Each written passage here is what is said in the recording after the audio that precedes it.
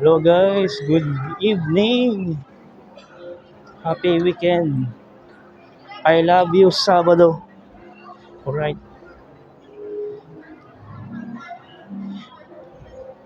ito lang, tamang pasya na tayo sa gabi. Ha? Mall of Asia Arena. Ay, Mall of Asia. SM Mall of Asia. Hopefully, umabot pa ako. Kung hindi, wala. Tulad ako ng Thunderbolts. Medyo late na nga ako. Well, alis sumabot. Hopefully, meron. So, see you later guys. Alright. Enjoy the weekend. Hello guys, welcome back. Yun, nakaabot tayo. So we have to hurry. Pang alas 9 tayo. Umabot tayo ng Thunderbolts. Alas 9. Yan. IMAX. Napalaban tayo ang IMAX. Yun. At least, makapag-enjoy ako. Hindi naman sabi mayaman o mapera. Pinag-ipon na natin yung pinagbabahuan. So, let's have a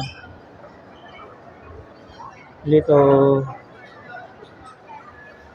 reward to ourselves, to myself. So, ayun. Bigla na siguro kayo bibili ng pagkain. Okay lang. So, have a great Saturday, guys.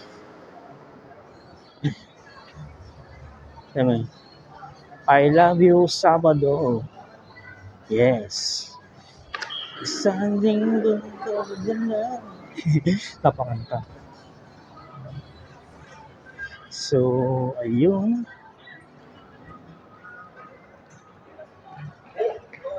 Tatalaw ko si IMAX. So, enjoy lang. Actually, late lang ako nagising eh. At least umabot tayo, nakabili ng ticket. Reward ko to sa sarili ko. Supposed to be dapat nung aspect ko dapat panoorin kaso yung mga hindi inaasahang nangyari. So, pinalipas muna natin yun. By God's grace, okay naman. Okay naman lahat. Ayun. Yan tayo.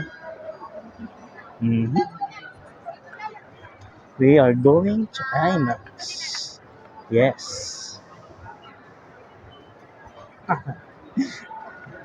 Dapat yung pinigil sa akin. Akala na sila yung binibidyo ako. Ang iwas ko naman yung camera. So guys, dyan na tayo. Papasok na ako sa loob. So, see you around guys. And IMAX. So, see you around guys. See you soon. So guys, what's up? Natapos na ng movie. Yeah. Natapos na ng movie guys. Ang sabi ko, 2 thumbs up.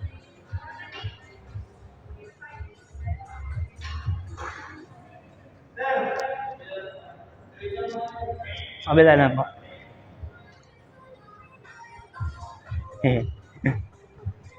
Ay na magpalabas.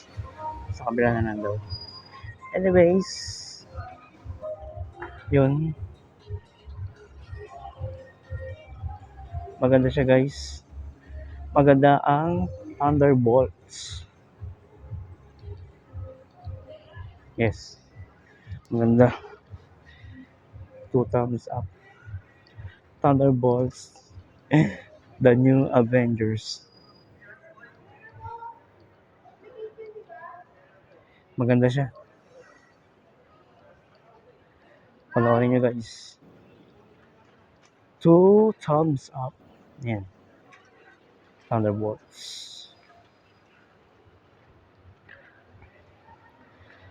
So, ayun.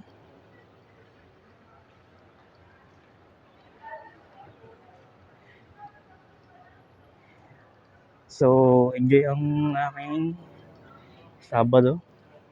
Sulit na sulit. So, ayun. So, wala lang. So, sulit ang Sabado guys. Thank God.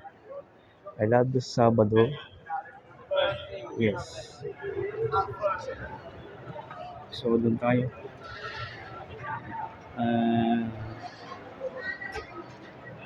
Hopefully, yung post credits yun ano eh.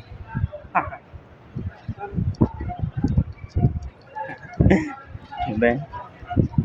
Nalalawa kayo. Pantalon. Wala akong ano. Anyways. So, ayun guys. Hope you really have a good Saturday. Ayan. So, I'm so blessed. Blessed and thankful. Yung kahit pa paano, nakapag relax. Yung sa relax. Nakapag-unwind tayo.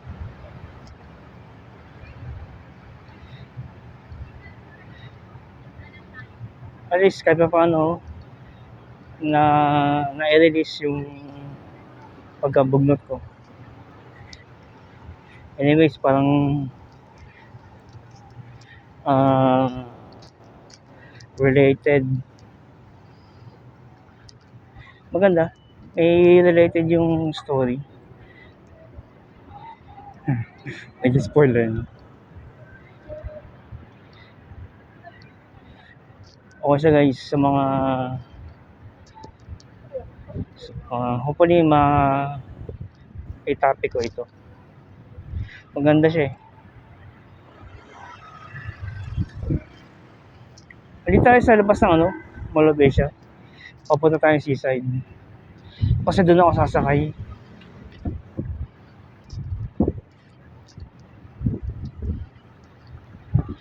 Hopefully nga magkaroon ng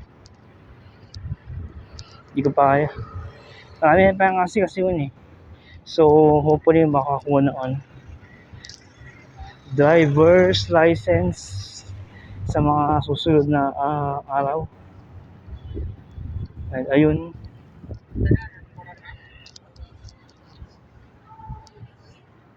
Enjoy lang pang weekend. Sa mga nagtatrabaho po, tuloy nyo na po yan. Para po yan sa pamilya natin. Sa mga pamilya natin. Kung single ka, para sa sarili mo, para sa family mo. Yes, mga breadwinner. Isa rin akong breadwinner. Yan. Kahit pa paano na pag may pagkakataon na medyo mabigat na yung pinagdadaanan mo, hindi mo na kaya, just sabihin mo lang sa family mo. Kahit naman siguro mauwi sa magandang usapan yun. Nakakadala lang guys kasi yung isang movie. Nasabi ko na. So okay lang. Kung may mga pinagdadaanan kayo, mas maganda nga i-release nyo yan kaysa lumala, mauwi sa anxiety. Worst scenario is mauwi sa total down syndrome.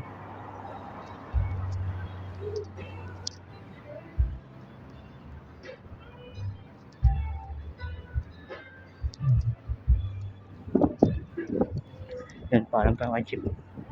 Tatawid tayo.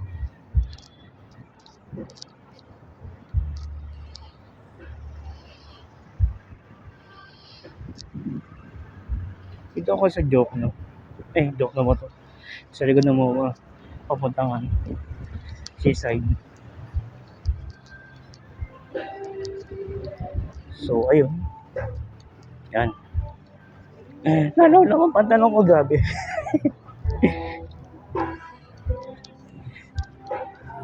May bar. Basta wag tayo doon. Wala kasing daanan eh. Ayun. Baka makapira tayo. Dito tayo. Ayun kasi yung banda oh. Yan. Yan. Yan, sa likod. Yan. Yung banda. So, ayun lang guys. Yun nga. Kapag may pinagdadaanan kayo sa mga playa nga, hindi naman pati breadwinner. Sa mga, ayun nga, may dinaranas na hindi maganda. Yun. Pag nabibigyan na kayo, yun. I-release. It's, kung kayo nagtatrabaho sa ibang bansa, yan, yung mga OFW. Wala silang mapagsabihan eh. Lalo na kapag nag-iisa lang silang Filipino citizen, tapos ibang kalahi yung kalaban, katrabaho nila. Pag may pinagdaanan, disappointments, i-release nyo,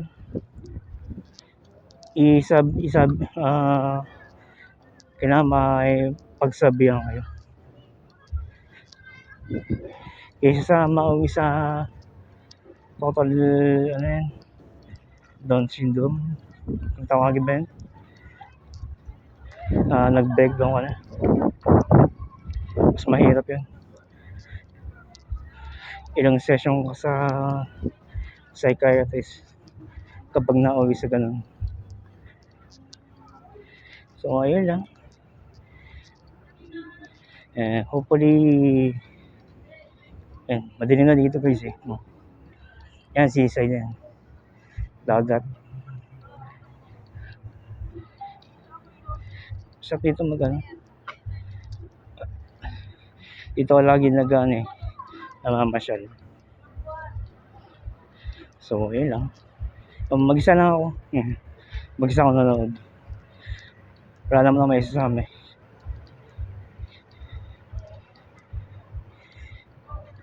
Tsaka ayun lang. Yan, pag may nararamdaman ko yung dingin na kaya to sa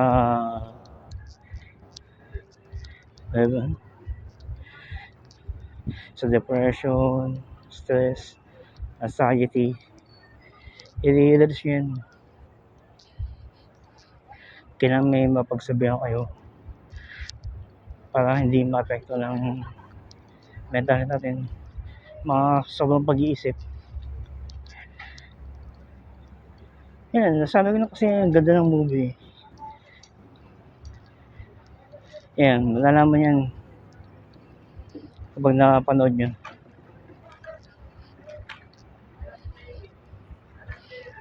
So, maraming salamat mga idol. Siyempre, kapag gano'n, hingi kayo ng guidance ni God. Prayers are still the best weapon that we have. I-release nyo, ipagdasal ninyo, yan.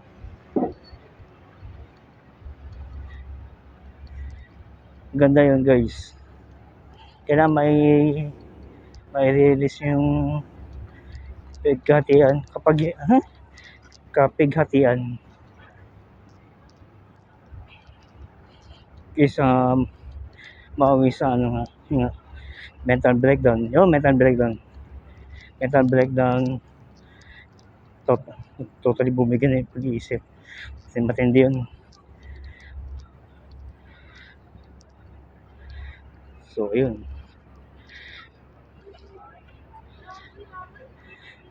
Daming barko. Hindi pala barko. Mukha siyang barko. Barko talaga. Hindi, yung ginagawa kasi itong dagat Ano daw to? Expressway. Ang usap ko yung guardia dito Tinanong ko, Chip, ano ba yan? Gagawin. Sabi expressway.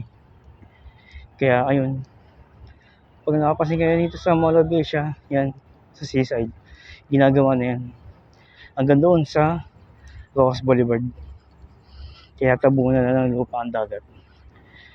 Well, government project para mapabilis yung biyahe. Yun lang.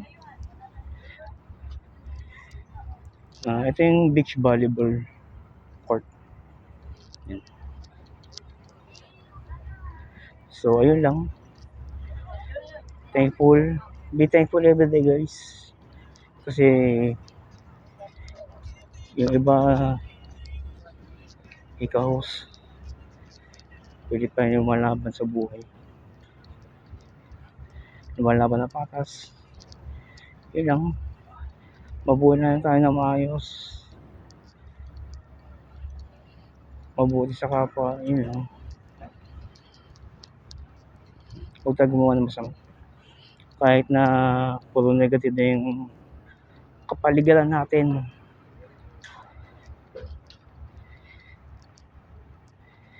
Dating din para sa atin. So maraming salamat mga idol, and good, maayos po ang Thunderbolts, maganda siya. Inaayos yung Vikings ba to?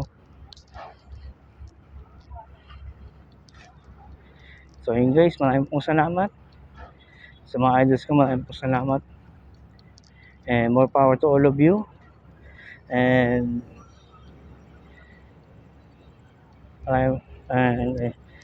yun lang, pag kayo sa mga breadwinner, mga OFW, huwag po kayong hinaan ng loob. Kung mabigat na yung pinagdadaanan natin, mas better na ipagsabi natin. Una ko guys.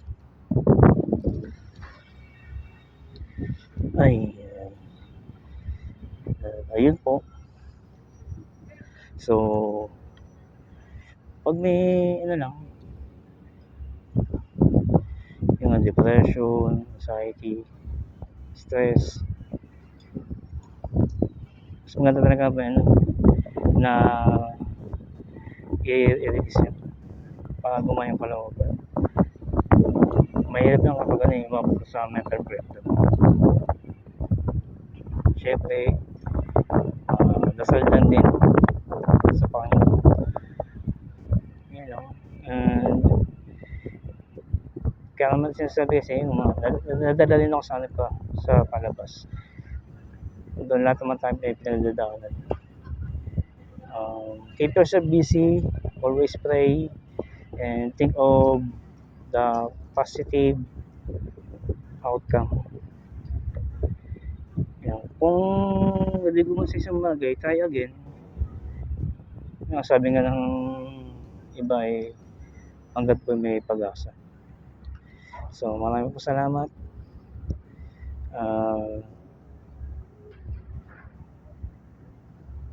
More power to all of you mga idol. God bless us all. See you around guys. Thank you po.